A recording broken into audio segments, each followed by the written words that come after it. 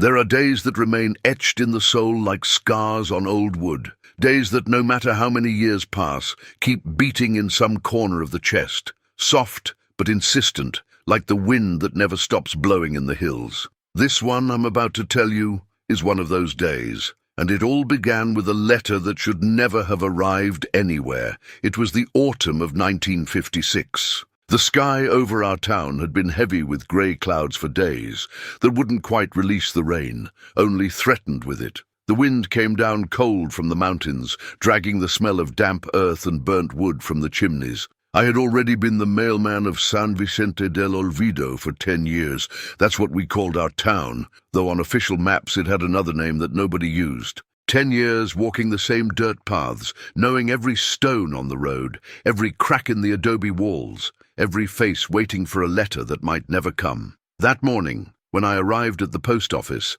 a small room smelling of old paper and ink, Don Eliseo, the administrator, was waiting for me with a strange expression. He held in his hands a yellowed letter, with the envelope stained as if it had traveled through places no letter should know. "Ramiro," he said to me, and his voice sounded different, deeper. "I have something strange for you." I approached slowly, already feeling that tingling at the nape of my neck that always warned me when something wasn't normal. Don Eliseo was almost 70 years old, and had seen thousands of letters pass through his hands. He didn't frighten easily. "What is it, Don Eliseo?" He extended the letter to me. I took it carefully, like someone receiving something sacred or dangerous. The envelope was old, very old. The address was written in black ink that had run a bit with time. "For whoever waits at the vacant lot on the high road, San Vicente del Olvido." There was no name, no house number,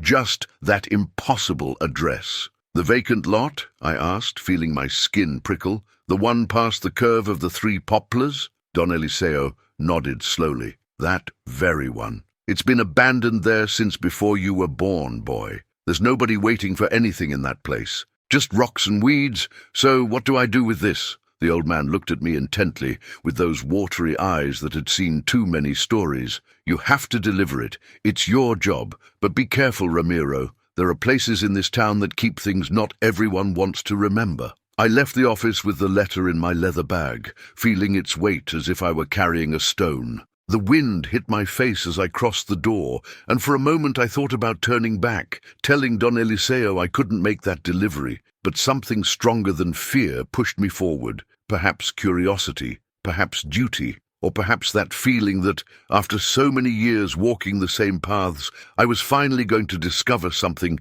that had been waiting for me all that time. What do you think was at that vacant lot? Why would someone send a letter to a place where no one lives? Let me know in the comments what you imagine, because what I found changed everything I thought I knew about this town. The high road was the least traveled path in San Vicente. To get there, you had to climb a steep slope bordering abandoned farmland and passing by half-finished buildings that people had left behind when they ran out of money or hope. The vacant lot was at the end of that road, right where the town ended and the wild world of the hills began. I walked slowly that morning, feeling how my boots sank into the loose earth. The wind carried the sound of church bells marking 10 in the morning. At that hour, most people were busy with their tasks, women washing clothes in the river, men working in the fields, children at school. The streets were almost empty, and I was grateful for that solitude, because it gave me time to think.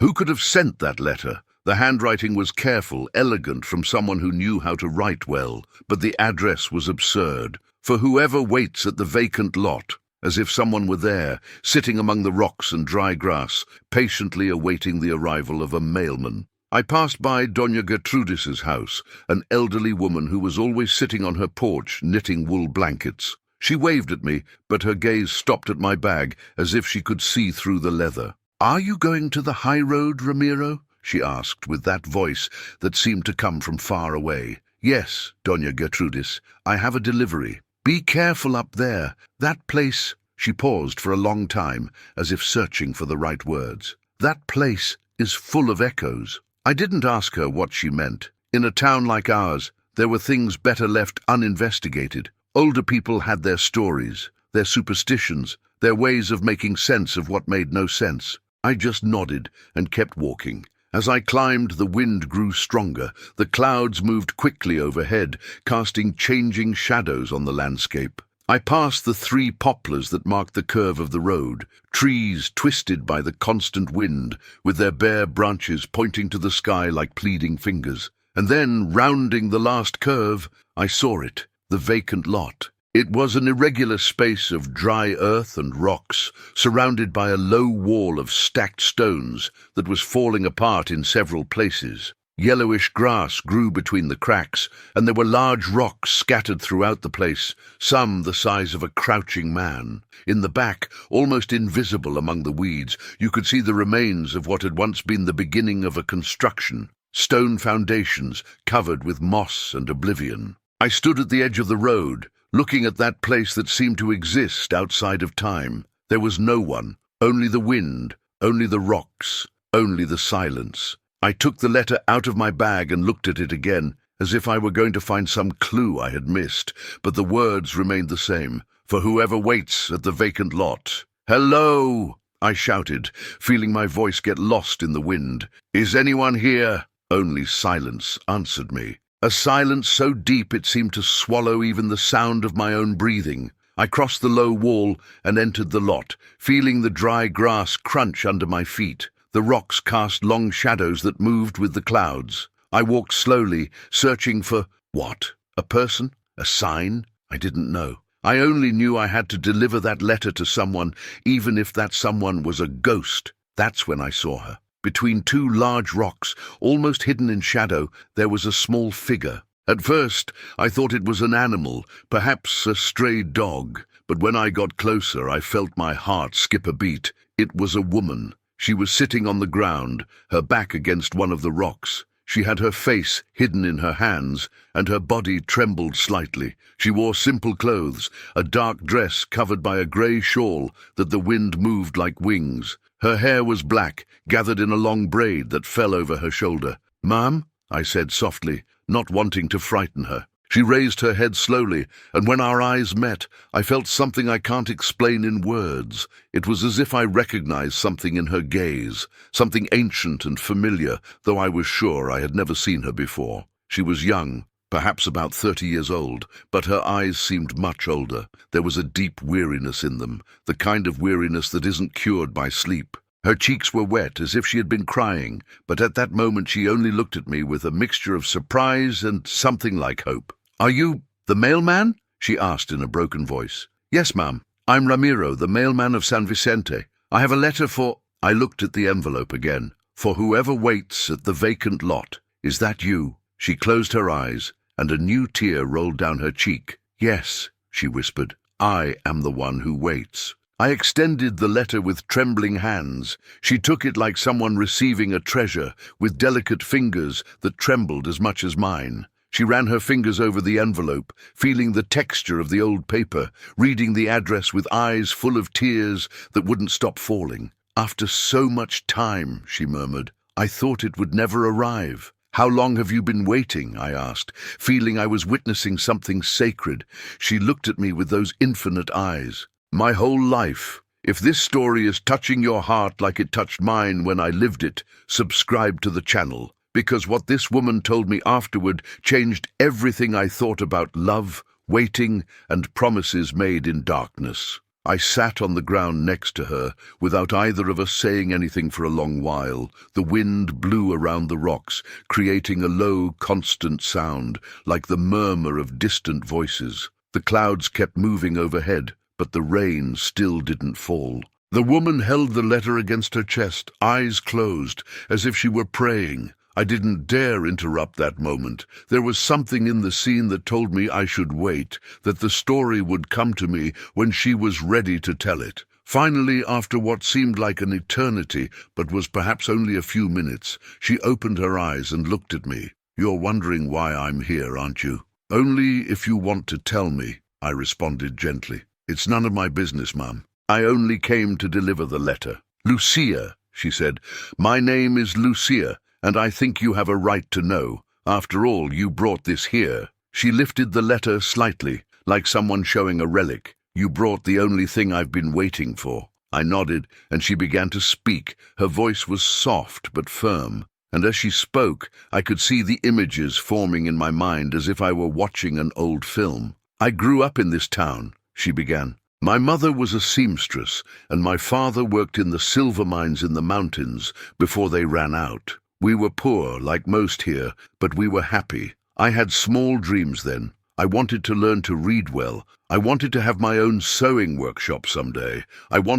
She paused, and a sad smile crossed her face. "I wanted to find someone who would look at me as if I were the only person in the world. And I found him. His name was Matteo." The name left her lips like a prayer, with reverence and pain mixed together. "He was a carpenter. He came to town when I was 17 looking for work, tall, with strong hands, with eyes that seemed to see things others didn't see. He settled in a small cabin near the plaza and started making furniture. Beautiful furniture, with carvings that seemed to tell stories. People came from neighboring towns just to buy a chair, a table, a wardrobe from him. I met him when my mother commissioned a trunk from him to store her fabrics. I went to pick it up when it was ready, and when I set my eyes on his for the first time," her voice broke a little. "It was like recognizing someone I had been searching for my whole life without knowing it." Lucia stopped and looked toward the horizon, toward the distant mountains that disappeared into the clouds. "We fell in love in secret at first. My father was strict and wouldn't have approved of me spending time with an outsider, but we found ways to see each other. He would leave me messages hidden in the cracks of adobe walls. I would respond with letters I slid under his door at night. They were the happiest months of my life. And then," her hands pressed the letter against her chest, "then I became pregnant." The wind blew stronger at that moment, as if the universe itself reacted to her words. I was 18 years old. I was terrified. In a town like this, in those times, an unmarried pregnant woman was— She searched for the words. It was the end of the world. My family would be dishonored. I would be expelled, pointed at, forgotten. "Did you tell Matteo?" I asked in a low voice. She nodded, and tears now flowed freely down her face. "I told him, and he hugged me as if I were the most precious thing in the world. He told me we would get married immediately, that he would build a house for us, that baby would be loved more than any child ever born in San Vicente. He showed me this lot." She extended her hand, pointing at the rocks, the abandoned foundations. "He had bought it in secret.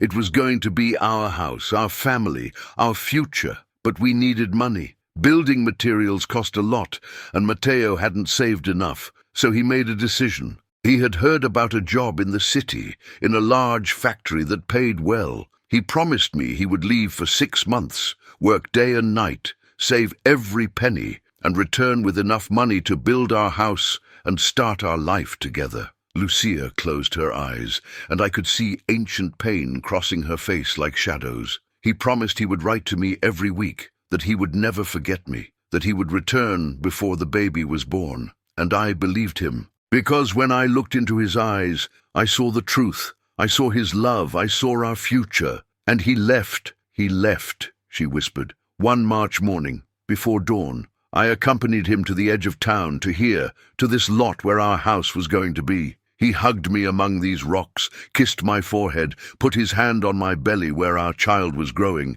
and he told me something I'll never forget." Her voice became barely a whisper. He said, "If something happens to me, if I get lost along the way, if the whole world forgets me, I promise I'll find a way to return to you.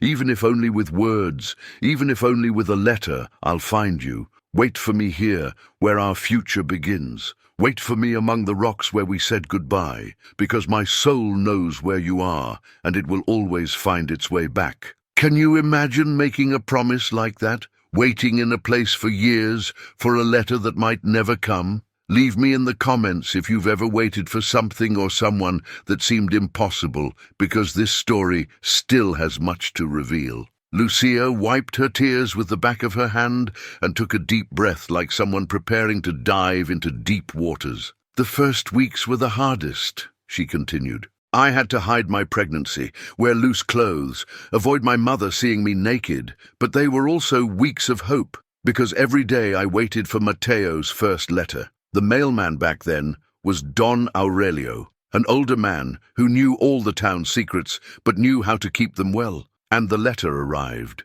3 weeks after Matteo left, Don Aurelio handed me an envelope with handwriting I recognized immediately. I hid in the barn to read it, with my hands shaking so much I could barely hold the paper, her voice filled with ancient tenderness as she remembered. Matteo told me about the city, about the tall buildings that seemed to touch the sky, about the noisy factories where he worked 12 hours a day, but more than anything, he spoke to me about the future. He described the house he would build, with large windows to let in lots of light, with a kitchen where I could cook, with a special room for the baby painted yellow like the sun. He told me he loved me, that he was counting the days until he returned, that every night before sleeping he would close his eyes and see me waiting for him. More letters arrived, one every week, as he had promised. I kept them in a wooden box I hid under my bed. I would reread them every night, caressing the words like someone caressing a beloved face,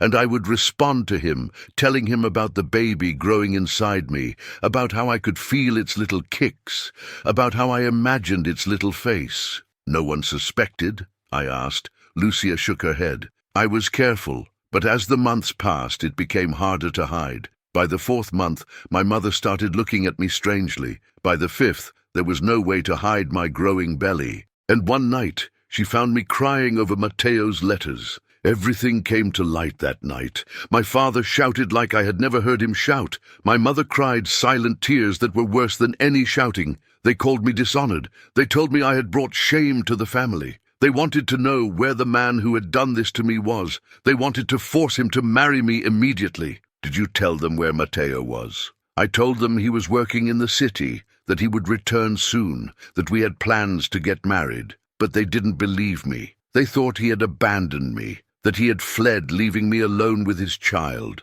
My father said he would go look for him, that he would force him to fulfill his responsibility, but I didn't know exactly where he was. Matteo had only given me the address of the city's post office, not his exact address. The letters kept arriving for another month, but now my father intercepted them. He would open them, read them, looking for some clue as to where Matteo was, and he found something in the 7th letter. Lucia stopped, and I could see her whole body trembling with the memory. Matteo had mentioned the name of the factory where he worked. My father took that letter and left the next day, without telling me anything. He was gone for a whole week, and when he returned, he brought news. What news? I asked, feeling a knot in my stomach. He had gone to the factory. He had asked for Matteo, and they told him that Matteo— Her voice broke completely. They told him that Matteo had died. The silence that followed was absolute. Even the wind seemed to stop.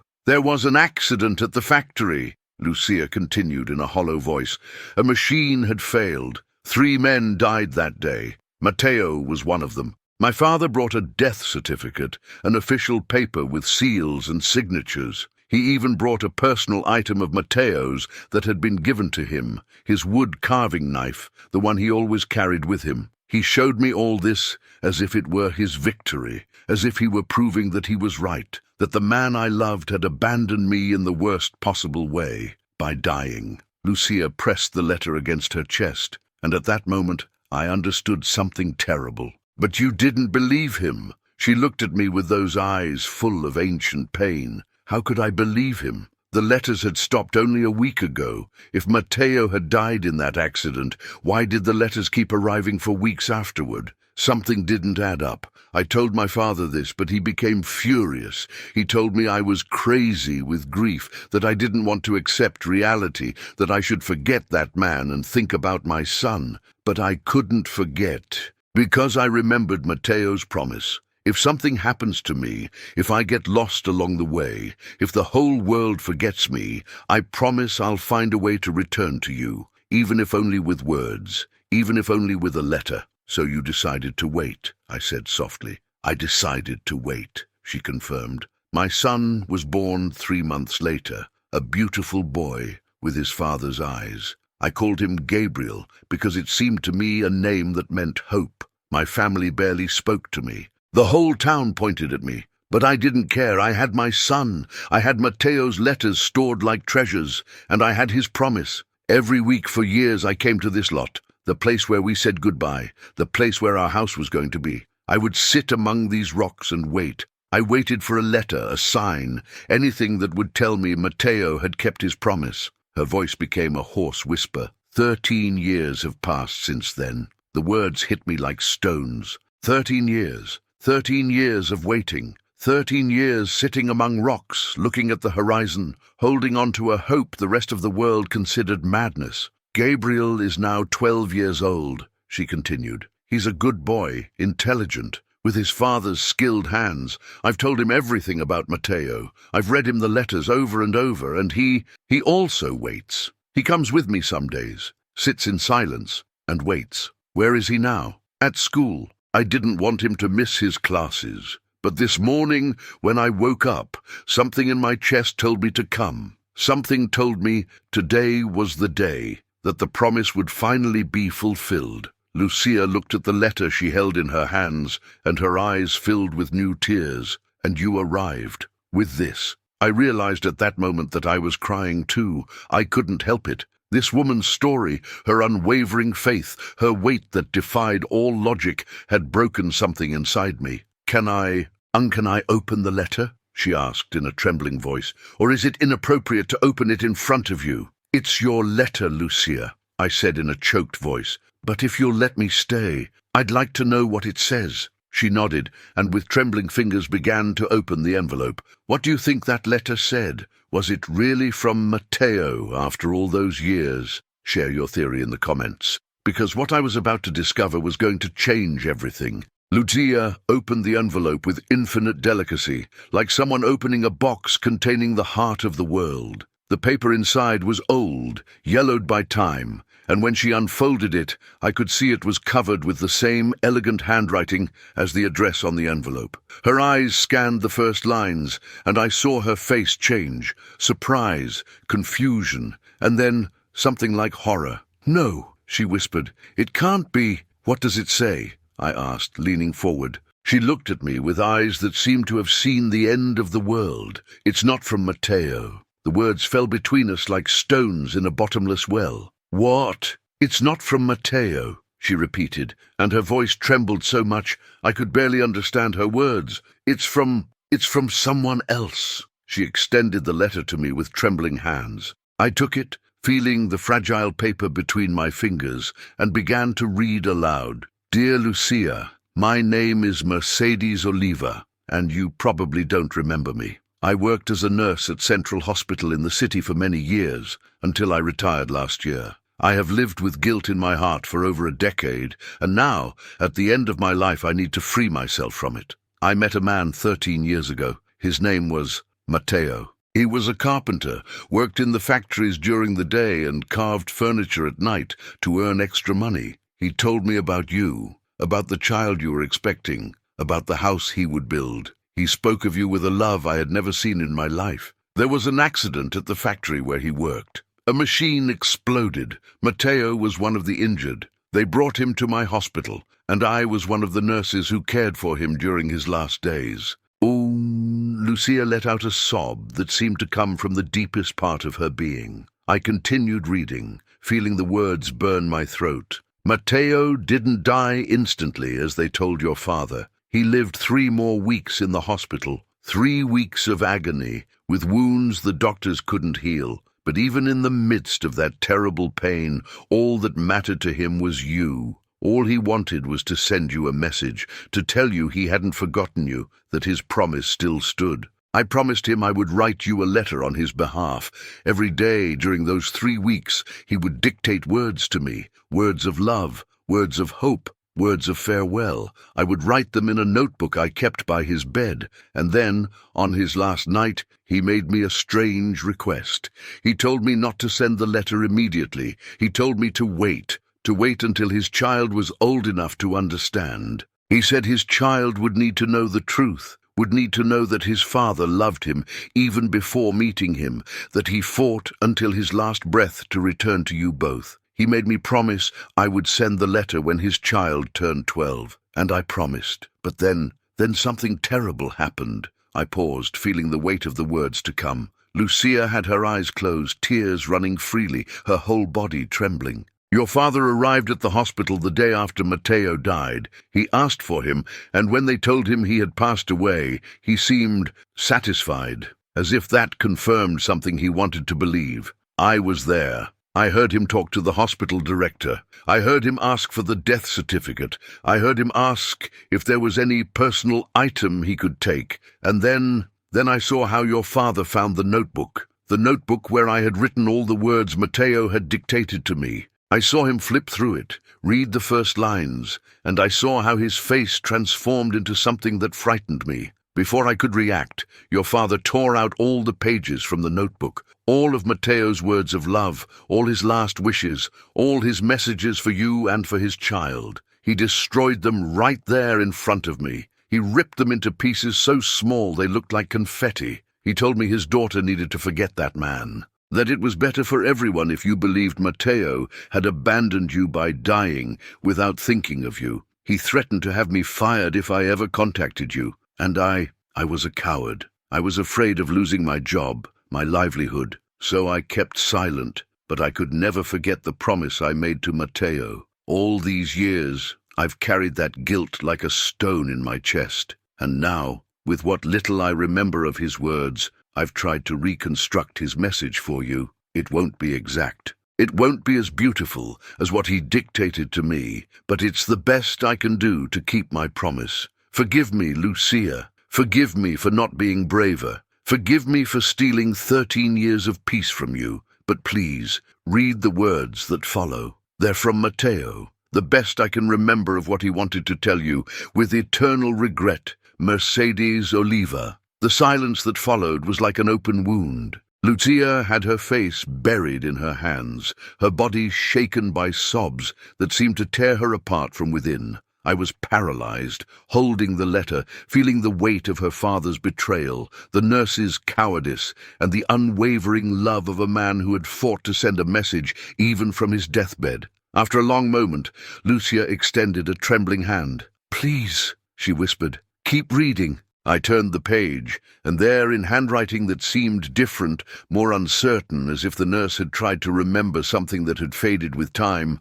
were Matteo's words. "My dear Lucia, if you're reading this, it means I couldn't keep my promise to return to you in person.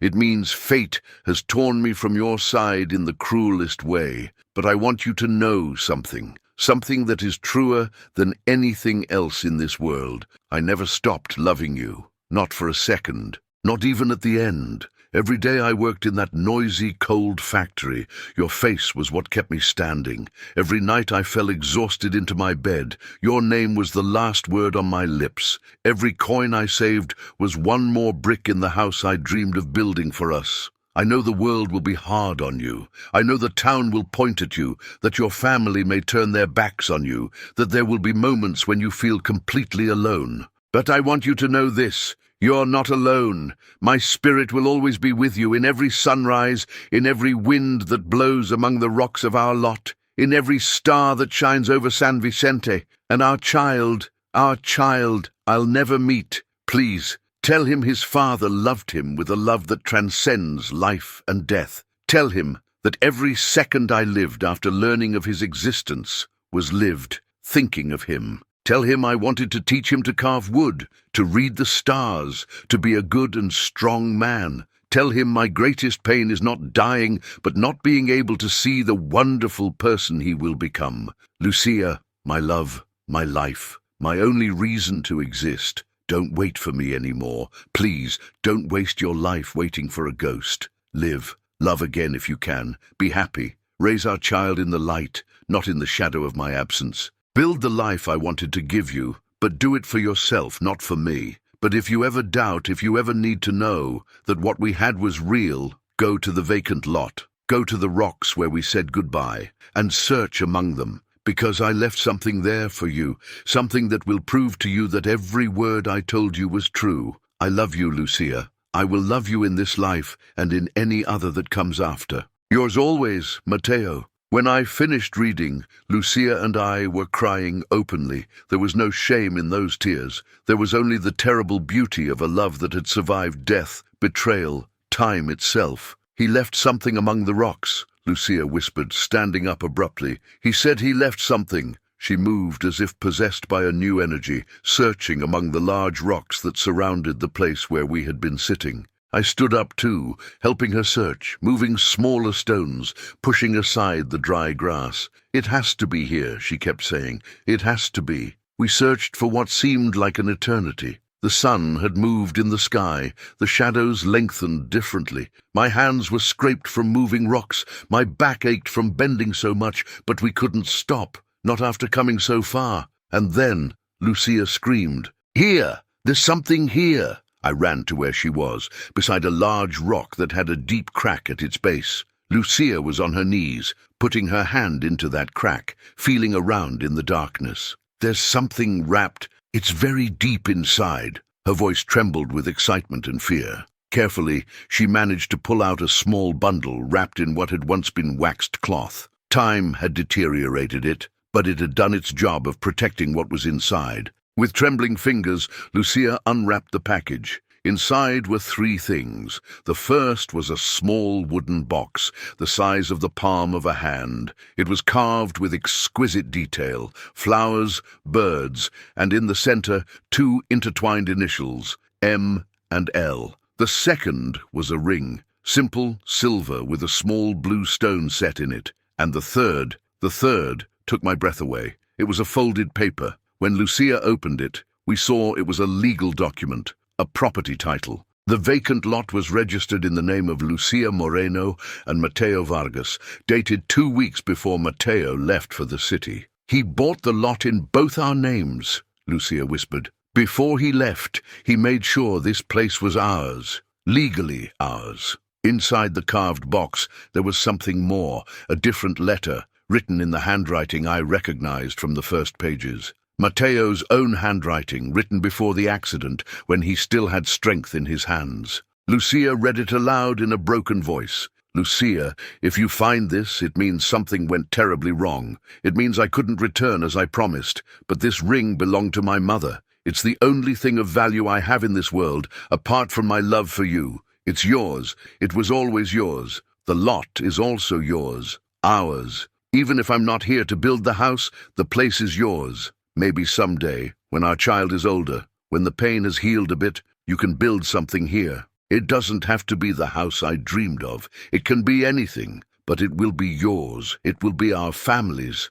And this box, I carved it thinking of you. In every flower I engraved, I thought of your smile. In every bird, I thought of your laughter. Keep in it whatever is important to you. Keep our letters, our memories, the dreams we shared. I love you more than words can express. Always yours, Mateo." Lucia held the ring in one hand and the box in the other, crying with an intensity that seemed to purify her. I stood there, witness to this sacred moment, feeling I was witnessing something that would change the course of a life. "He kept his promise," she finally said. "Even after death, he found a way to come back to me. He found a way to tell me everything was real." Can you imagine discovering, after 13 years, that everything you believed, all the faith you maintained against the whole world, was true? Leave me in the comments what you would do in Lucia's place, because her decision after this was something no one expected. We stayed at the vacant lot until the sun began to descend toward the horizon. The clouds that had threatened rain all day finally opened, and a golden light bathed the rocks, the dry ground, the forgotten foundations. It was as if the sky itself was celebrating this reunion between a lost love and a kept promise. Lucia held the ring in her hand, looking at it with an expression that mixed pain and peace. It was strange to see how both emotions could coexist on the same face, but there they were, as real as the rocks surrounding us. "All these years I thought I was crazy," she said softly. "My family thought so. The whole town thought so. Even I myself, in my darkest moments, wondered if I wasn't clinging to an illusion, if I wasn't destroying my life and my son's for a ghost. But you weren't crazy," I said. "You were waiting for something that was real." She looked at me with eyes that now seemed lighter, as if a weight of 13 years had lifted from her shoulders. "My father died 5 years ago. He never asked for forgiveness. He never told me the truth about what he had done at that hospital. He took his secret to the grave, thinking he was protecting me, thinking it was better that I believed Matteo had forgotten me. But Matteo didn't forget me, not for a second. She stood up slowly, putting the ring in the pocket of her dress, holding the carved box against her chest like a treasure. She walked toward the abandoned foundations, that stone base covered with moss that represented a future that never came to be. "For years I've come here only to wait," she said, running her hand over the old stones. "But now I can come here to remember. I can come here to give thanks, because Matteo gave me something no one else could give me, the certainty that I was loved, that I was chosen, that what we had was real." "What will you do now?" I asked. Lucia smiled, and it was the first time I saw her smile. It was a sad but beautiful smile, like the sun after the storm. "I'm going to tell Gabriel the whole truth.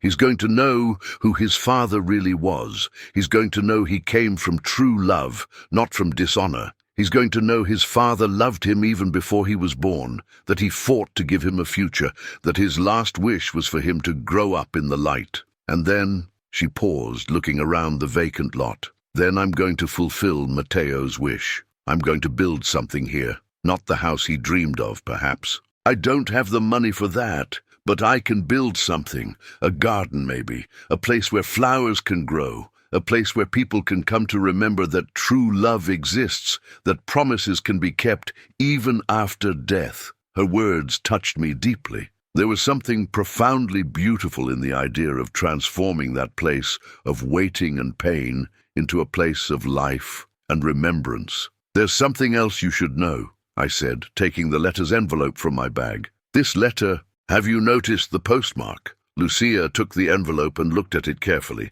Her eyes widened. "It's from 2 weeks ago." "Exactly. Which means she just died or is dying," Lucia completed. "That's why she finally dared to send it, because she has nothing left to lose." I nodded. In silence, we both said a prayer for that cowardly nurse, who in the end had found enough courage to amend her mistake. The sun was touching the mountain peaks when we finally prepared to go down from the high road. Lucia stored all of Matteo's things, the ring, the box, the letters, the property title, in her shawl, wrapping them with the care with which a mother wraps a newborn. We walked in silence during the first part of the descent. I went ahead, guiding her along the path that had become familiar to me after so many years as a mailman. But when we reached the curve of the 3 poplars, Lucia stopped. "Ramiro," she said, and it was the first time she used my name. "Thank you. I didn't do anything," I responded honestly. "I only delivered a letter. You did more than that. You brought the truth. You brought closure. You brought proof that the wait wasn't in vain." She approached and took my hand with both hands. "Sometimes a mailman is more than someone who delivers messages. Sometimes he's the bridge between the past and the present, between the living and the dead, between hopelessness and peace." Her words made me feel the weight of my profession in a new way. For 10 years I had walked these paths thinking I was only carrying paper from one place to another, but maybe I had been carrying much more than that. Maybe I had been carrying hopes, truths, second chances. When we reached the edge of town, I saw a small figure running toward us on the road. It was a boy about 12 years old, with dark hair and bright eyes full of concern. "Mom!" he shouted. "Where were you? I've been looking for you everywhere." This had to be Gabriel. Lucia bent down and hugged him tightly, and I could see tears running down her face again. "I'm here, my love. I'm here. And I have something wonderful to tell you, something about your father." Gabriel looked at her with big eyes, and at that moment I saw the resemblance. He had the same eyes Lucia had described when talking about Matteo, eyes that seemed to see things others didn't see. "What is it, Mom? Are you okay?" "I'm better than okay, my life. I'm free. Finally, I'm free." I watched them walk away hand in hand, mother and son, walking toward their home as the sun set behind them. Lucia still held her shawl against her chest, protecting the treasures she had found after 13 years of waiting. I stood there, watching them disappear in the distance, feeling I had been part of something much larger than myself. That night, when I returned to my small house on the edge of town, I couldn't sleep. I kept thinking about Matteo, about his love that had transcended death. I thought about Lucia, about her unwavering faith that had defied logic and common sense.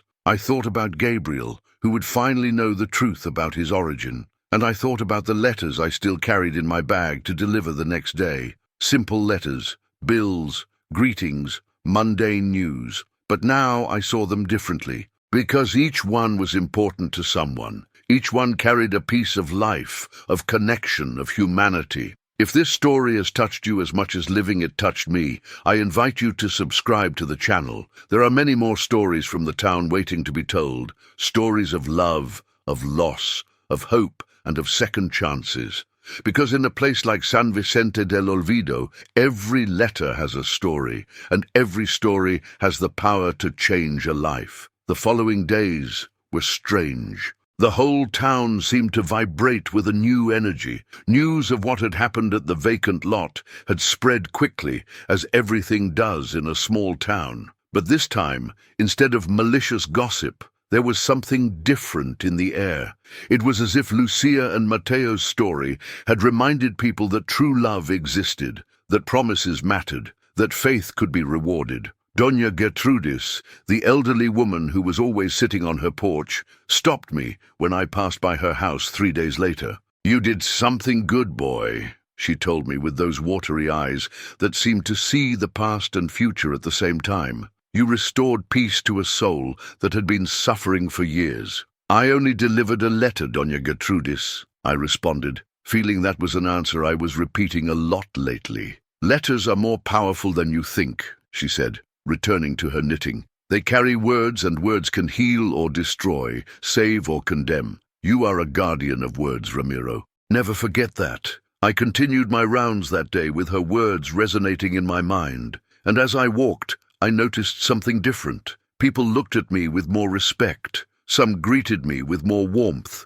It was as if, by helping Lucia find her truth, I had gained a different place in the community. A week passed before I saw Lucia again. It was a Sunday morning after Mass. She was in the plaza with Gabriel, and both carried flowers in their hands. They saw me and approached. "Ramiro," Lucia said, and there was a light in her eyes that hadn't been there before. "We were on our way to the vacant lot. Would you like to join us?" I accepted without hesitation. We climbed the high road together, the three of us in silence, listening to the wind coming down from the mountains.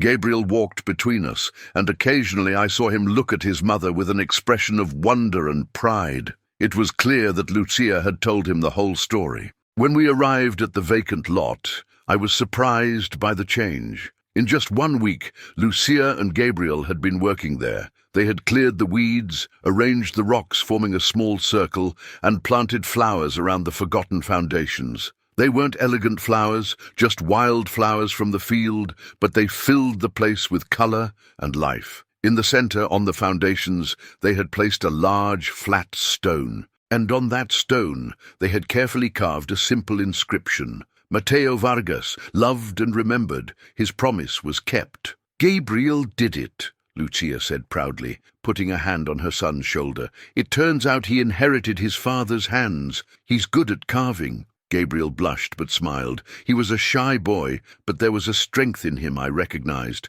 the strength of someone who knows where he comes from. "I want to be a carpenter when I grow up," he said in a soft voice. "Like my father." Mom told me everything about him, about how he carved stories in wood, about how every piece of furniture he made was a work of art. "You'll be better than him," Lucia told him, stroking his hair, "because you'll have more time, because you'll be able to live the life he couldn't live." They placed the fresh flowers around the memorial stone. Lucia also placed something else, the carved box that Mateo had left for her. But now, inside the box, there was something new. I could see a folded piece of paper. "It's a letter," Lucia explained, noticing my gaze. "A letter from me to Mateo. I tell him about Gabriel, about these 13 years, about how his love sustained me even in the darkest moments. I leave it here, in this place where he left his promises for me. It's my way of closing the circle." We stayed there for a long while,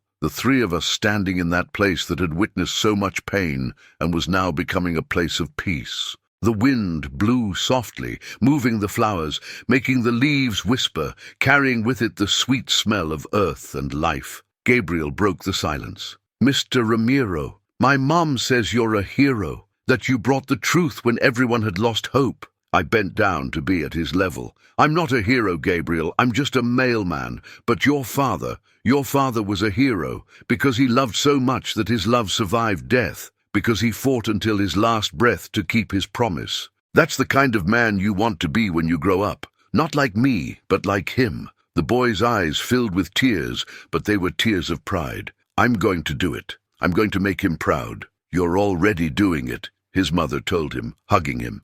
"Every day you make him proud." Before we went down from the vacant lot that day, Lucia handed me something. It was a small envelope, sealed with red wax. "What's this?" I asked. "It's a letter," she responded, "for Mercedes Oliva." I tried to find her address, but no one at the city hospital would give me information. They say she died 10 days ago, right after sending me her letter. But I thought maybe if she has family, if she has someone who cared about her, they should know that her final act of courage meant everything to me. I took the letter with reverence. "I'll do everything I can to deliver it," I promised. "Thank you, Ramiro, for everything." We went down from the high road together for the last time that day, but I knew it wouldn't be the last time I would visit that place. Something in my heart told me I would return, that vacant lot that had been a place of waiting had become a sacred place for the whole town. Months passed. Autumn turned into winter, winter into spring, and with each season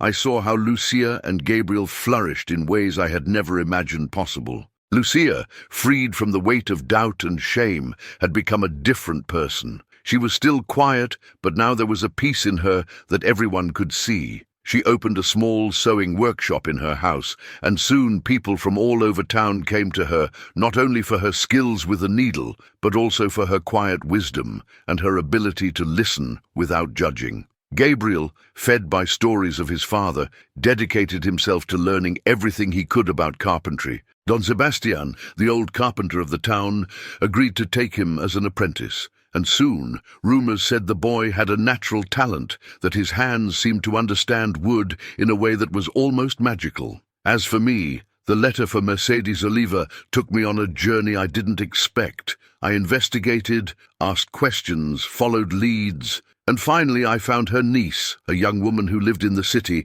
and who had been very close to her aunt. I delivered Lucia's letter to her personally, and when she read it, she cried tears that seemed to wash away decades of guilt that wasn't hers, but that she had somehow inherited. "My aunt talked about this story in her last days," she told me. "She was tortured by what she had done, by the silence she had kept for so many years, but she was also at peace because she had finally found the courage to send that letter. I told her it was too late, that 13 years was too long, but she told me something I'll never forget." "What did she tell you?" I asked. "She said it's never too late for the truth. Truth has its own time, its own way of finding whoever needs to find it. And when it finally arrives, it heals wounds we didn't even know we had." She gave me something before I left. It was a small box that Mercedes had left with instructions to give it to the mailman of San Vicente del Olvido if he ever came asking about her. I opened the box when I returned to my room that night. Inside was an old notebook, and when I opened it I saw it was full of words written in trembling handwriting. It was Mercedes's attempt to reconstruct everything Mateo had dictated to her in his last days. It wasn't perfect. There were blank spaces, words she didn't remember, incomplete sentences, but it was all that remained of Mateo's last wishes. I knew immediately that I had to give it to Lucia. I returned to San Vicente del Olvido with the notebook carefully stored in my bag, and one afternoon, after finishing my rounds, I went to Lucia's house. She was sitting in her workshop, sewing a dress in the afternoon light. Gabriel was at the table beside her, carving a small bird in a piece of wood. It was such a peaceful scene, so full of life, that I almost didn't want to interrupt it. But Lucia saw me in the doorway and smiled. "Ramiro, come in. Would you like some tea?" I entered and sat in the chair she offered me. Gabriel greeted me shyly and continued carving. I could see that the bird he was making was beautiful, full of delicate details. "I delivered your letter," I told Lucia. Mercedes Oliva died, as we suspected, but her niece received your message. She cried with relief. She said her aunt had died in peace, knowing she had finally made amends for her mistake. Lucia nodded, her eyes moist. I'm glad. No one should die with that kind of guilt in their heart. There's something else, I said, taking the notebook from my bag. Mercedes left this. For you. I explained what the notebook was, how Mercedes had tried to reconstruct all the words Matteo had dictated to her. Lucia took it with trembling hands, opening it with the care with which one opens a sacred Bible. She read in silence for long minutes, her fingers passing softly over the pages as if she could feel Matteo's presence in each word. Gabriel had stopped carving and watched his mother with curious and concerned eyes.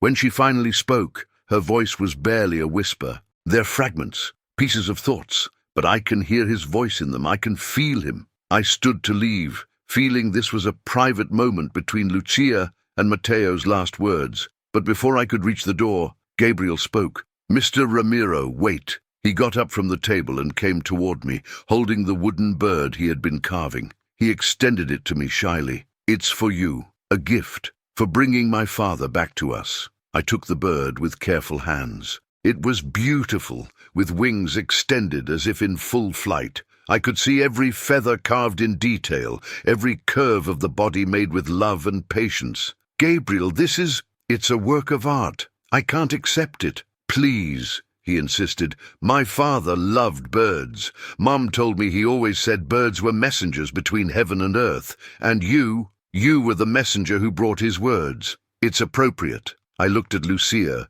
who nodded with tears in her eyes. I accepted the gift, feeling honored in a way I couldn't express in words. I'll keep it always, I promised, and every time I look at it, I'll remember this story. I'll remember that true love never dies. It only waits for the right moment to return. The first anniversary of the day I delivered the letter came faster than I expected. It was autumn again, and the sky was loaded with the same grey clouds I remembered from that day. The wind blew cold from the mountains, bringing the familiar smell of damp earth and burnt wood. That day, without thinking much about it, I decided to go up to the high road. I had no deliveries to make there. I just felt I should go. When I arrived at the vacant lot, I was surprised to see I wasn't alone. There were at least 20 people there, maybe more. I recognized many of them. Doña Gertrudis with her cane, Don Sebastian the carpenter, entire families with children, elderly people who rarely left their houses. And in the center of them all was Lucia, with Gabriel at her side.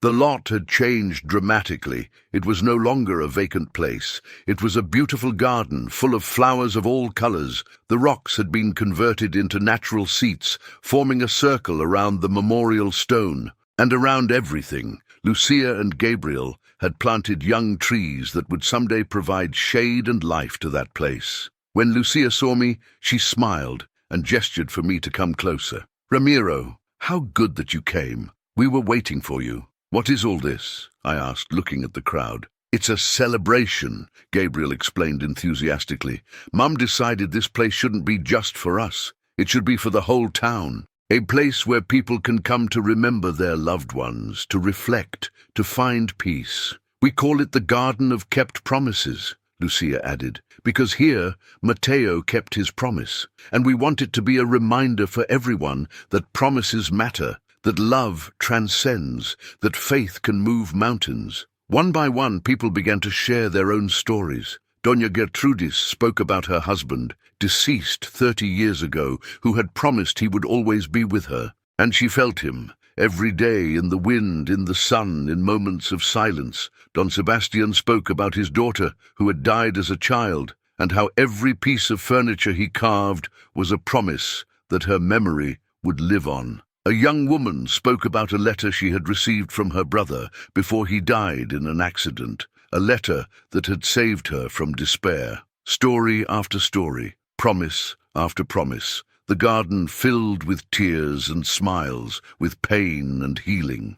And I realized that what Lucia had created here wasn't just a memorial for Matteo. It was a sacred space for a whole town that carried its own losses, its own weights, its own unfulfilled promises. When everyone had finished speaking, Lucia stood in the center and spoke with a clear, strong voice. For years, this place was my prison, the place where I came to wait for something the world told me would never arrive. But Matteo taught me that waiting isn't passive. Waiting is an act of faith. It's believing in something bigger than ourselves. It's keeping a space in our heart for what we still can't see, but know is true. And when his promise finally arrived, I understood something. I understood that we're all waiting for something. Waiting for answers, waiting for healing, waiting for someone to tell us everything was worth it. And sometimes that answer comes in the most unexpected ways.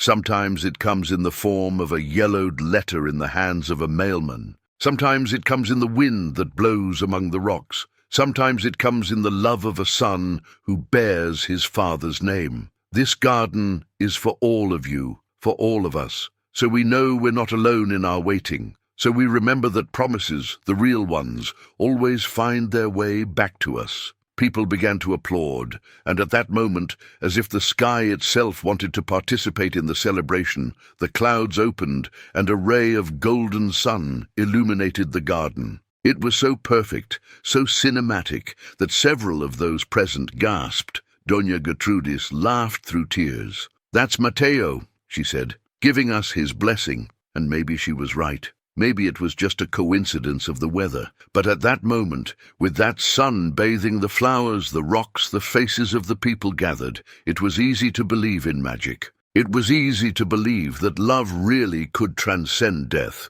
that promises really could be kept, that happy endings really existed, even if they came in forms we would never have imagined. Years continued to pass, and the Garden of Kept Promises became the heart of San Vicente del Olvido. People came from neighboring towns just to see it, to sit among the flowers, to leave their own letters and memories in the box that Lucia had placed next to the memorial stone. Gabriel grew up and became the best carpenter the town had seen in generations. His furniture was sought after throughout the region, not only for its beauty, but for the stories they seemed to tell. They said that when you sat in a chair made by Gabriel, you could feel the love with which it had been created. When you ate at a table carved by him, the food tasted better. It was as if he had inherited not only his father's skills, but also his spirit. At 18, Gabriel made a decision that surprised everyone, but also filled his mother with pride. Using the property title that Matteo had left,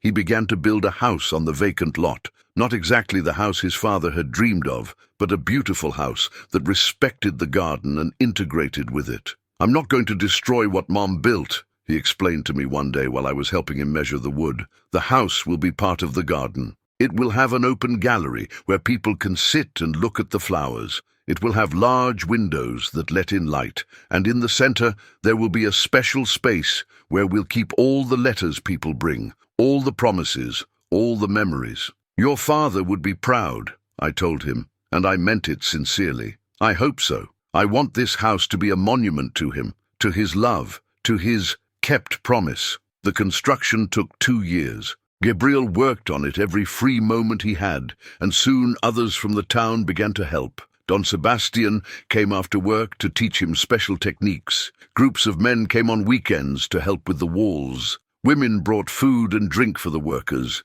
It was as if the whole town was building that house together, as if it were a communal project. And finally, on a spring afternoon when Gabriel was 20, the house was finished. It was beautiful, simple but elegant, with clean lines and enormous windows that let in torrents of light. The gallery Gabriel had promised surrounded the entire house, with carved benches where people could sit. And in the center, visible from outside through a special window, was the space of promises, a small room with walls covered in small drawers, each containing the letters and memories people from the town had left. On Inauguration Day, half the town came to celebrate. Lucia, now with hair beginning to gray but with eyes brighter than ever, cut the ribbon together with her son. "This house," she said in a strong voice so everyone could hear, "is proof that dreams don't die. They can be postponed. They can transform. They can take different forms from what we imagined. But if they're true dreams born from true love,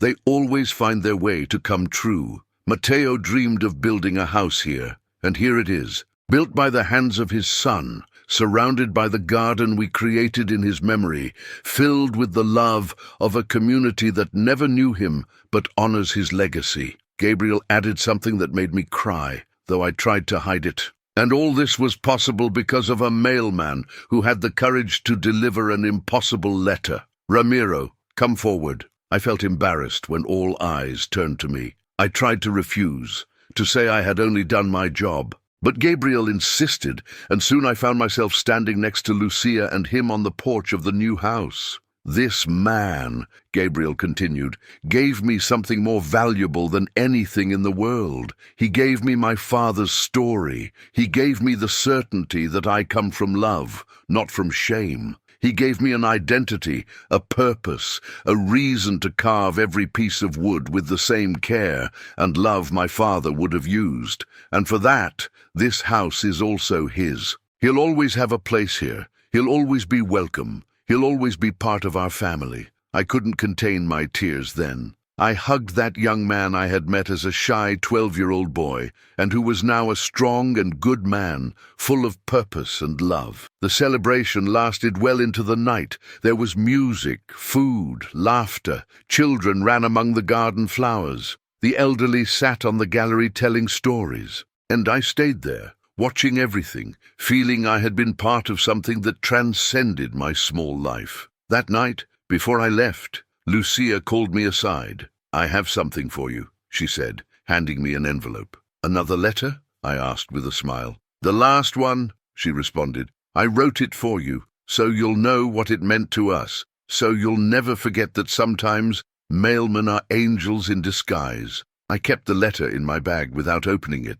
I knew I would read it that night, in the privacy of my house, where I could cry freely without anyone seeing me. When I finally got home and opened the letter, Lucia's words pierced my heart. Dear Ramiro, there are moments in life when destiny sends the right person at the right time. You were that person for me, for Gabriel, for Matteo's memory. For 13 years I waited for a letter I thought would never arrive. And when it arrived, it brought with it not only words, but liberation. It brought truth where there were lies. It brought peace where there was torment. It brought love where there was emptiness. You could have seen that letter with its impossible address and simply discarded it. You could have decided it was too strange, too problematic, too out of the ordinary. But instead, you had the courage to go up that high road, to look for whoever was waiting, to witness a story that changed everything. Gabriel now has a father. Not in flesh and blood, but in spirit, in story, in legacy. He knows where he comes from. He knows what kind of man his father was, and that has made all the difference in who he's becoming. And I finally have peace. I can sleep without wondering if I was crazy. I can remember without pain. I can love the past without being trapped in it. You are more than a mailman, Ramiro. You are a guardian of stories, a bearer of hope, a maker of miracles. And as long as you keep walking those paths with your leather bag and your open heart, you'll keep changing lives in ways you may never fully know. Thank you, from the deepest part of my healed heart. Thank you, with eternal love, Lucia. I folded the letter carefully and kept it in the drawer where I kept my most precious things, next to the carved bird Gabriel had given me years ago. Next to other letters I had received over the years from people whose lives I had touched without even knowing it.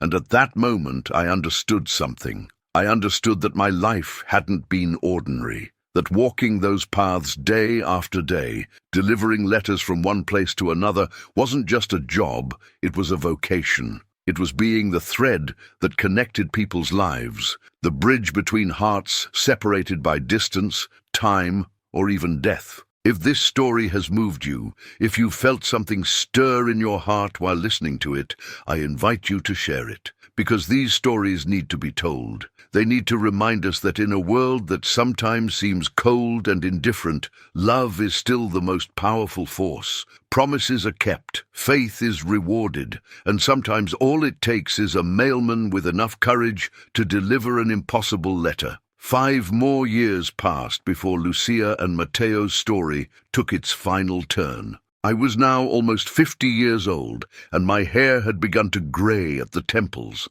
My knees hurt after walking all day, and sometimes I needed to rest more often on my route. But I was still the mailman, and I still loved every moment of it. One summer day, when the sun warmed the stones of the road and the air smelled of wildflowers, I received an unexpected visit at the post office. It was Gabriel, now 25 years old, tall and strong, with the calloused hands of an artisan and the wise eyes of someone who had lived more than his years suggested. "Ramiro," he said, and there was something in his voice that immediately alerted me. "I need to talk to you." We went out for a walk, as we had done so many times over the years. We climbed the familiar path toward the garden, talking about trivial things at first, the weather, the town, the furniture orders Gabriel had pending. But when we arrived at the garden, Gabriel stopped in front of his father's memorial stone and spoke seriously. "I met someone," he said. "A woman.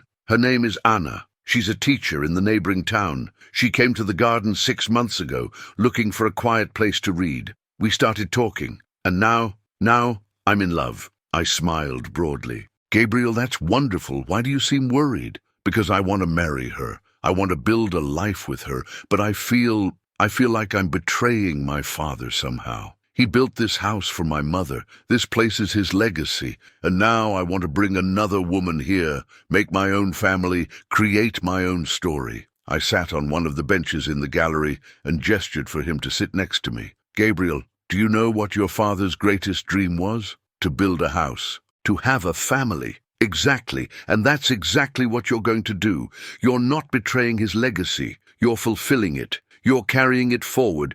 Your father wanted this place to be a home filled with love, with laughter, with life, and that's what you're going to give it. Do you really think so?" "I know it, and your mother knows it too. Have you talked to her?" Gabriel nodded. "She told me exactly the same thing you did. She said Matteo would be happy to know his son found the same kind of love he felt. She said, that's the best tribute I could give him. Your mother is a wise woman. She is. And that's why—" Gabriel took an envelope from his pocket. "That's why I wrote this." He handed me the envelope. It was addressed to Matteo Vargas in the place where he waits. "It's a letter from my father," Gabriel explained, "telling him about Anna, about my plans, about how I'm living the life he couldn't live. I want to leave it here in the garden, along with all the other letters and promises. It's beautiful, Gabriel, but there's something else." His eyes filled with tears. "I want you to deliver it. I know it's silly. I know my father is dead,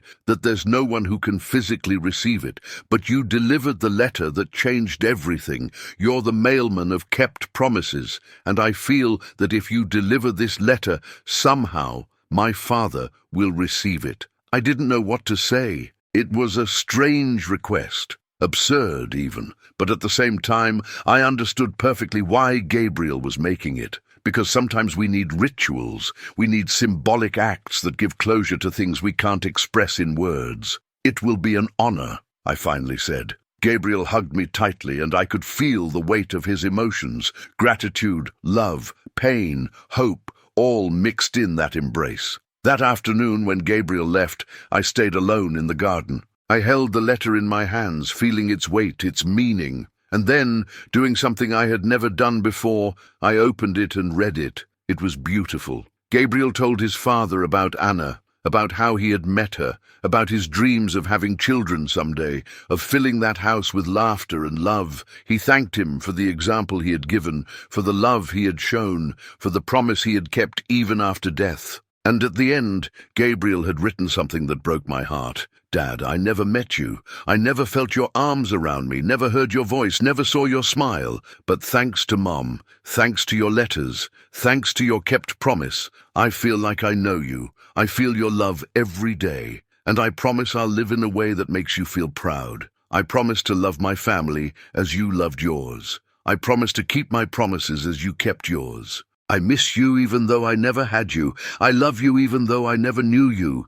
And I'll carry your name, your legacy, your spirit with pride until the day we finally meet. Your son, Gabriel. I folded the letter carefully and walked toward the memorial stone. There, in the small space Lucia had created to keep memories, I placed the letter along with all the others. "Special delivery for Mateo Vargas," I said aloud, feeling tears roll down my cheeks. "From his son, Gabriel. A son who has become an extraordinary man. A son who is about to create his own family, his own story, on the foundations of the love you built." The wind blew at that moment, moving the flowers, making the leaves of the young trees whisper. And for a second, just for a second, I swore I could feel something, a presence, a gratitude, a peace. Maybe it was just my imagination. Maybe it was just the wind. But at that moment, in that garden that had been built on kept promises and unwavering love, it was easy to believe in the impossible. Gabriel and Ana's wedding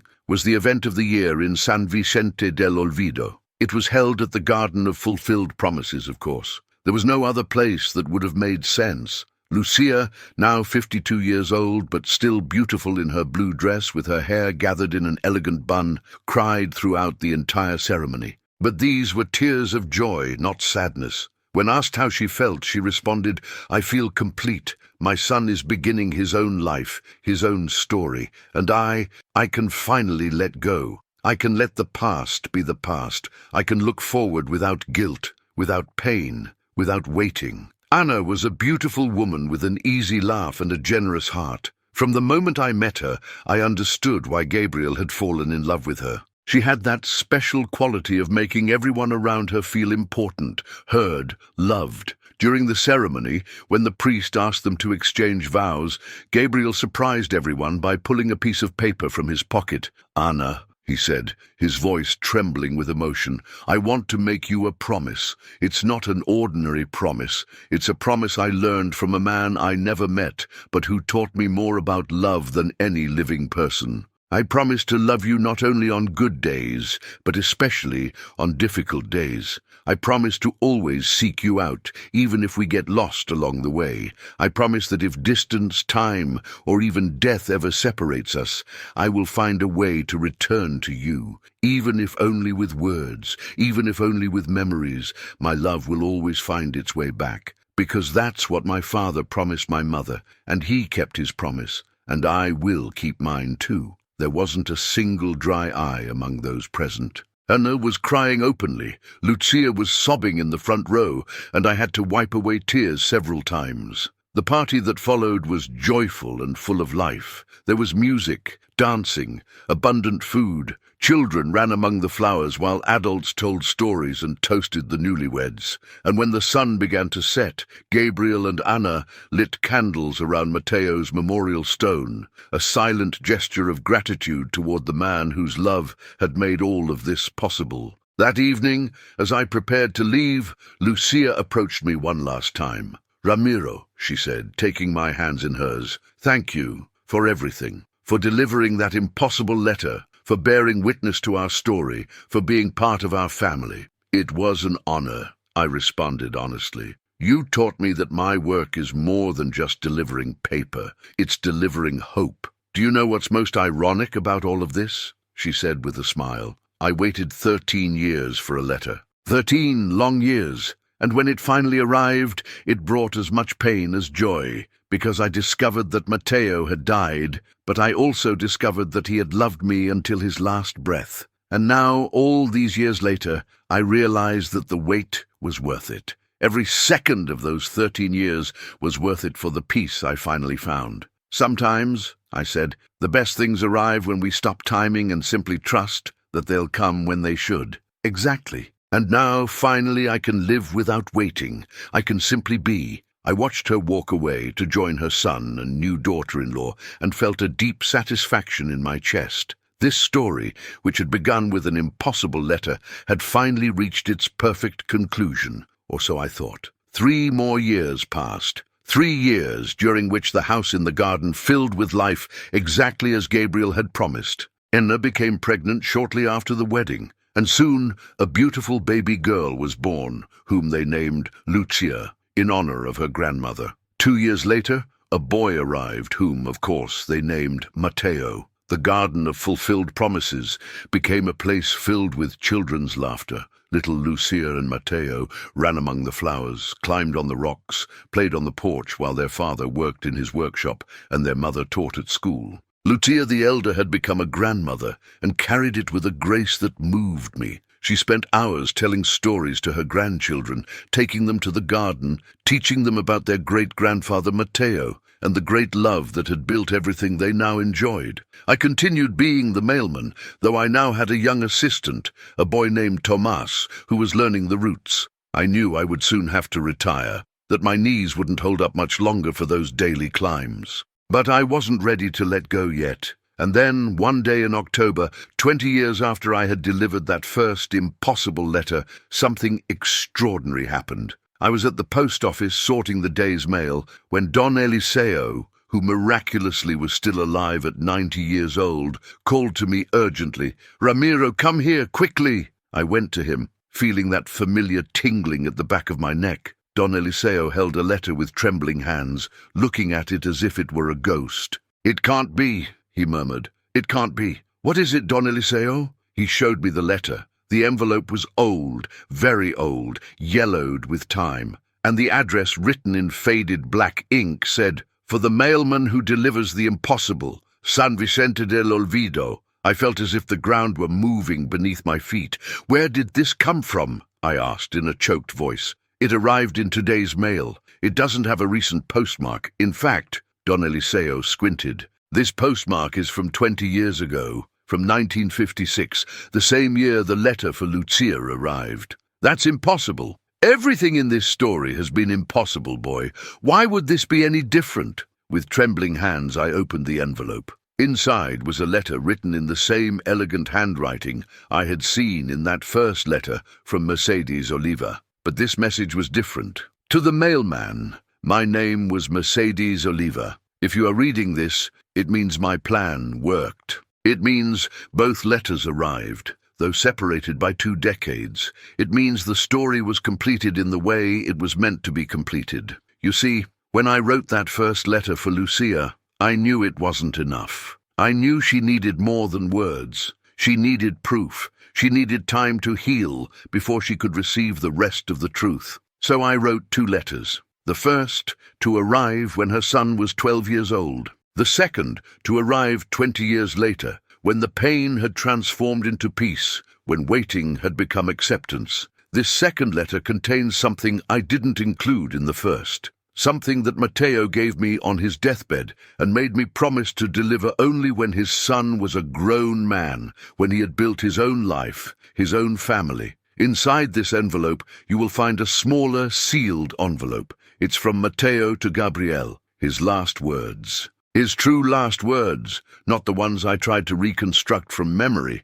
How is it possible this letter exists if your father destroyed all the pages of the notebook? Because Matteo was wise. Before dictating anything to me, he wrote a final letter with his own hands when he still had the strength to do so. He gave it to me sealed and made me promise to keep it hidden, to send it 20 years after his son's birth. And I have kept my promise. I've waited 20 years, keeping this letter in a safe place, giving instructions to my niece about when to send it if I wasn't alive to do it myself. Please, deliver it. Complete the circle. Fulfill the last promise of a man who loved so much that his love survived 2 decades after his death. With hope that redemption is possible, Mercedes Oliva. Inside the main envelope was, indeed, another smaller envelope. It was sealed with red wax, and on it was written in different handwriting, clumsier, like someone writing with great difficulty, a single name,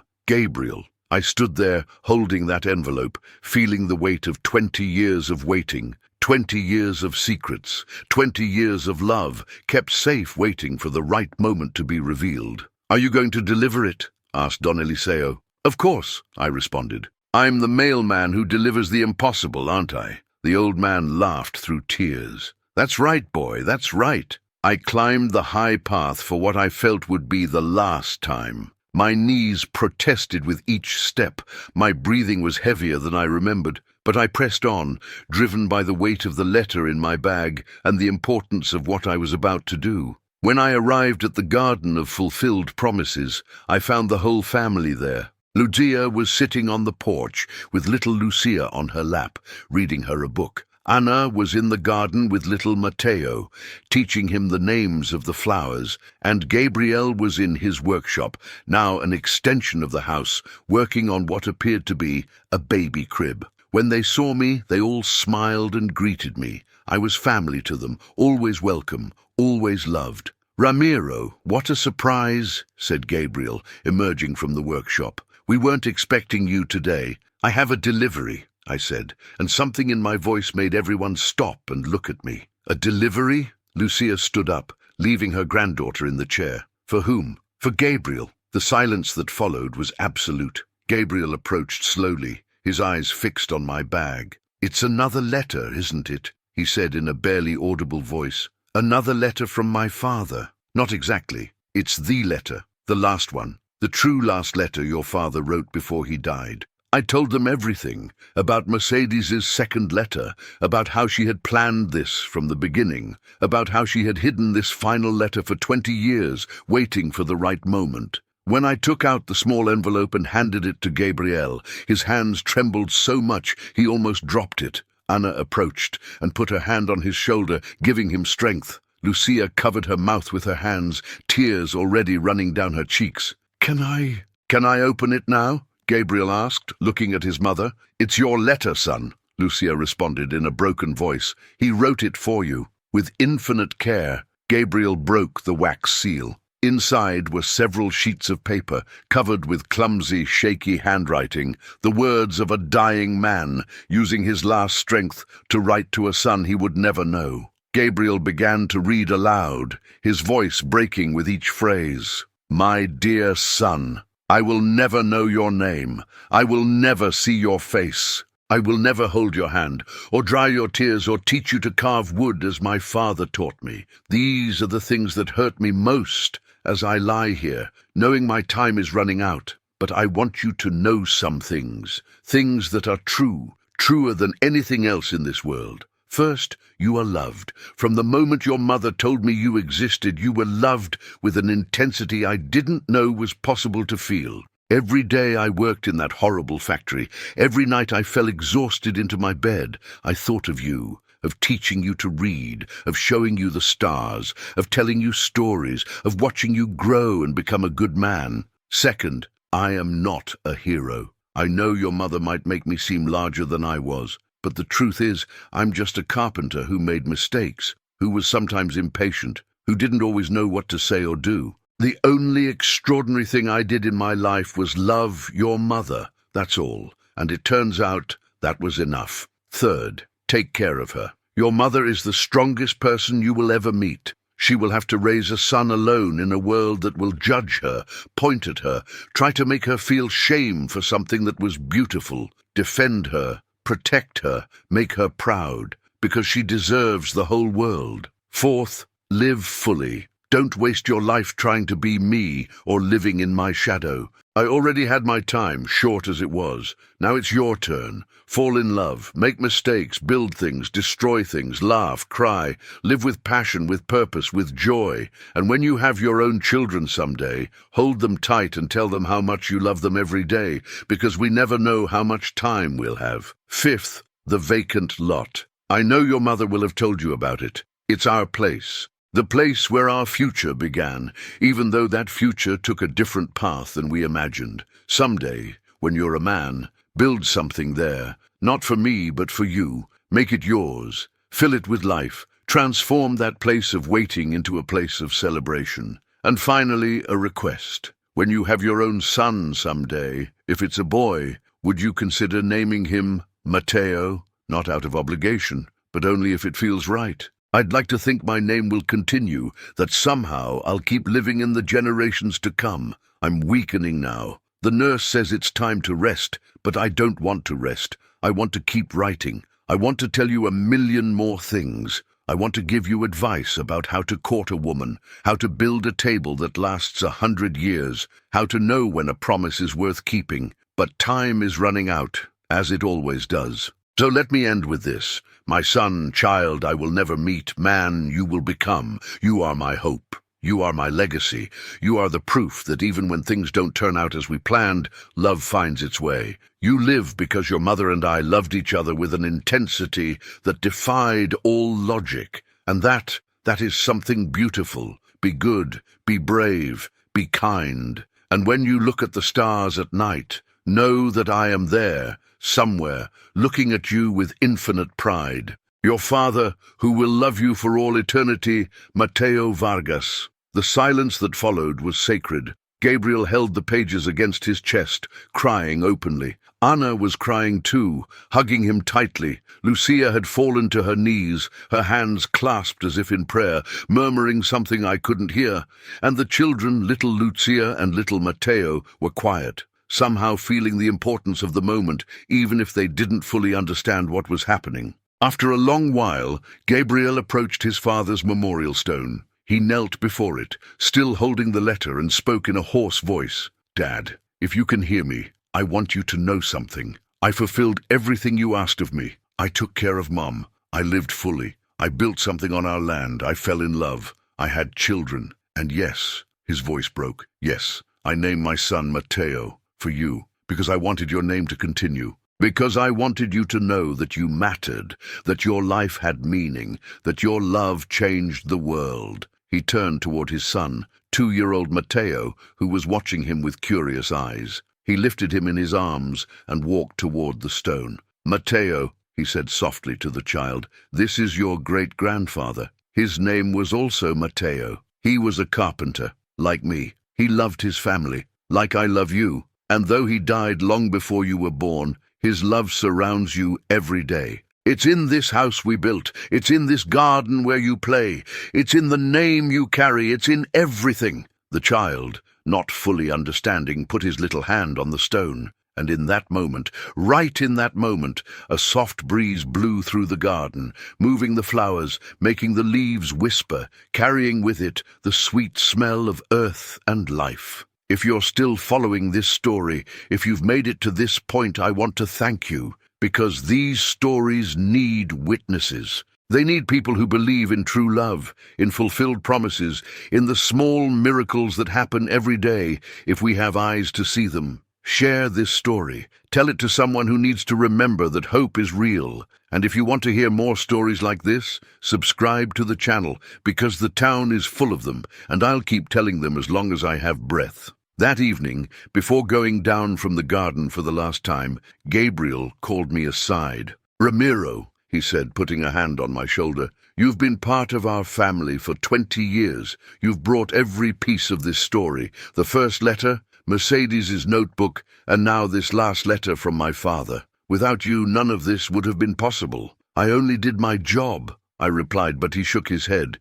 You did more than your job. You were the thread that connected all these moments. You were the guardian of the story. And for that, he pulled something from his pocket. For that, I want to give you this. It was a key, a carved wooden key, beautiful, with intricate designs of birds and flowers. It's the key to this house, he explained. We don't need it to open doors. It's just symbolic, but I want you to know that you'll always have a place here. This is your home as much as it's ours. You're part of this family. You always will be. I took the key with trembling hands, feeling its weight, its meaning. It wasn't just a piece of carved wood. It was a symbol of belonging, of love, of chosen family. I don't know what to say, I murmured. You don't have to say anything. Just know that when you retire, when you're no longer the town's official mailman, you'll still have a purpose. You'll be the guardian of this story, the one who tells it to new generations, the one who makes sure we never forget what true love can accomplish. That night, when I finally got home, I sat in my favorite chair by the window and looked at the key Gabriel had given me. I held it up to the moonlight, watching how the carvings cast intricate shadows on the wall. And in that moment, I understood something fundamental. My life had not been small. It had not been insignificant. For more than 20 years, I had been a bearer of stories, a connector of lives, a messenger of hope. I'd changed the course of an entire family by having the courage to deliver an impossible letter. How many other letters had I delivered in my life? Thousands, tens of thousands. And each one had carried something: news, love, pain, hope, closure. Each one had been important to someone, and though I didn't know all the stories behind each envelope, I knew I had made a difference. I retired 6 months later. It was difficult to hand over my leather bag to Tomas, the young man I had been training, but I knew it was the right time. My knees could barely handle the roads, and I was finding it harder to remember all the routes. But retirement didn't mean the end. Gabriel was right. My new purpose was to be the guardian of the story. The children of the town began coming to visit me, especially those who went to Anna's school. I would tell them the story of Lucia and Matteo, of the love that survived death, of the promises that were kept against all odds. I showed them the wooden bird Gabriel had carved for me so many years ago. I showed them the key to the garden house. And every time I told the story, I saw how their eyes lit up. I saw how something moved in their hearts. I saw how they began to believe that true love existed, that promises mattered, that hope was real. Lucia visited me often too. She was now an elderly woman of 65, with completely white hair and a face full of wrinkles. But her eyes still shone with that light I had seen the first time I found her on the vacant lot. One day, while we were having tea on my porch, she asked me, "Do you believe in destiny, Ramiro?" "I don't know," I replied honestly. "Why do you ask?" "Because I think about all the things that had to go exactly right for this story to unfold as it did. Mercedes had to have the courage to write those letters. You had to have the courage to deliver them. I had to have the faith to keep waiting. Gabriel had to grow up to be a good man. Anna had to come to our town exactly when she did. What are the odds of all that happening exactly that way?" "Small," I admitted. "Exactly. So small they almost seem impossible, and yet it happened. So maybe there's something larger than us guiding these things. Maybe true love has a way of creating its own destiny. Or maybe," I suggested, "we simply made the right choices at the right times. You chose to believe. Mercedes finally chose to be brave. I chose to climb that path. Gabriel chose to honor his father. Small choices that added up to create something extraordinary." Lucia smiled and nodded. "Maybe both things are true. Maybe destiny presents us with opportunities, but we have to have the courage to take them." We spent the rest of the afternoon in comfortable silence, watching the town below us, thinking about all the stories it contained, all the letters yet to be written, all the loves just beginning, all the endings yet to come. 10 years have passed since I retired. I'm now 65 years old, the same age Matteo would have been if he had lived. It's strange to think about that. The garden of fulfilled promises continues to be the heart of the town. Gabriel and Anna now have 4 children, and the house is always full of noise and life. Lucia, now 75 years old, spends most of her days there, surrounded by grandchildren, happy in a way I never thought would be possible when I found her crying among the rocks so many years ago. But something changed last month, something that made me realize that even stories that seem finished sometimes have one more chapter. Lucia fell ill. It wasn't anything dramatic, just age finally catching up with her. She weakened gradually, her breathing became more labored, her days shorter. The doctors said it was a matter of time. One afternoon, Gabriel came to get me. "Mom wants to see you," he said. "She says there's something she needs to tell you." I went with him immediately to the garden. Lucia was in her bed, which they had placed on the porch so she could see the flowers one last time. She was pale, fragile, but her eyes still had that sparkle I knew so well. "Ramiro," she said in a weak voice when she saw me, "my dear friend." "I'm here, Lucia," I said, sitting in the chair beside her bed and taking her hand. "I'm ready," she whispered. "I'm ready to go to him. After all these years, I'm finally going to see Matteo again." "Don't say that," I said, though I knew it was useless. "You still have time." She smiled gently. "I've had a whole lifetime, Ramiro. A beautiful life. I watched my son grow and become an extraordinary man. I met my grandchildren. I saw how the vacant lot where I waited for years became a garden full of life. I received the letters that changed everything. I had peace, I had closure, and now, I'm ready for the next adventure. But before I go, I need to thank you. I need you to know that you were more than a mailman to me. You were the angel God sent when I needed it most. You were the bridge between my past and my future. You were my friend. Tears were running down my cheeks now. And you were my teacher, I responded. You taught me that faith is worthwhile, that hope isn't naive, that love truly can transcend anything. Ramiro, would you do me one last favor?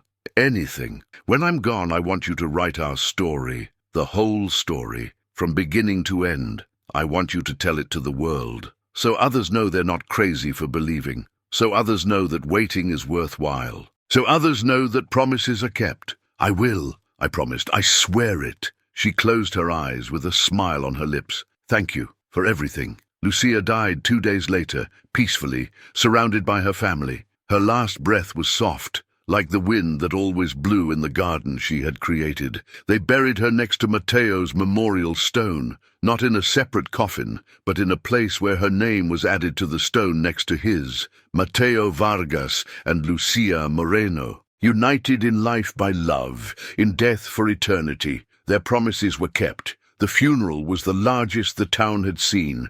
Hundreds of people came, not just from San Vicente, but from neighboring towns, people whose lives had been touched by the story of Lucia and Mateo, people who had found hope in the garden of fulfilled promises. And afterward, when everyone had gone, when only Gabriel, Ana, the children and I remained, something extraordinary happened. Little Mateo, now 12 years old, the same age Gabriel had been when I delivered the first letter, approached the memorial stone with something in his hands. "Great-grandfather Mateo, great-grandmother Lucia," he said in a clear voice, "I wrote you a letter. It's my promise to you. I promise to continue your legacy. I promise to love as completely as you loved. I promise to keep my promises as you kept yours.